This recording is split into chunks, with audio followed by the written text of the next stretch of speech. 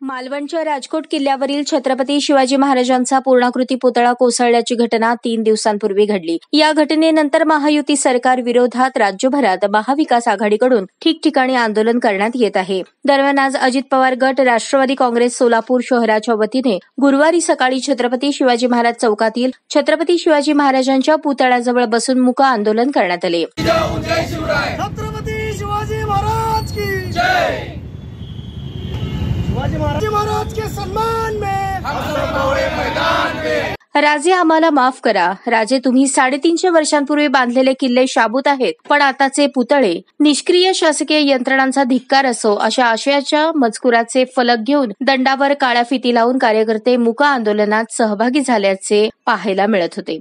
यावेळी बोलताना राष्ट्रवादीचे नेते संतोष पवार म्हणाले, 350 वर्षांपूर्वी छत्रपती शिवाजी महाराजांनी बांधलेले किल्ले आज देखील सुस्थितीत आहेत, पण 8 महिन्यांपूर्वी छत्रपती शिवाजी महाराजांचा उभारलेला पुतळा कोसळतो, यावरून त्या कामाबाबत अनेक प्रश्न निर्माण होत आहेत। तसेच आम्ही सरकारमध्ये असलो तरी छत्रपती शिवाजी महाराज हे आमची पहिली अस्मिता आहे, त्यामुळे आम्ही आज मूक आंदोलन करत आहोत। आता राज्य सरकार यापुढील काळात पुतळा उभारताना विशेष काळजी घ्यावी अशी मागणी करत असल्याचे त्यांनी सांगितले। छत्रपती शिवाजी महाराज यांचा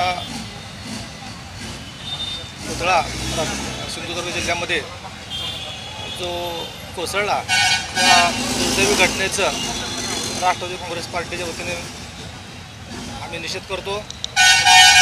संबंध महाराष्ट्राचा आराध्य दैवत छत्रपती शिवाजी महाराज हे आपल्या सर्वांचे प्रेरणास्थान आहेत।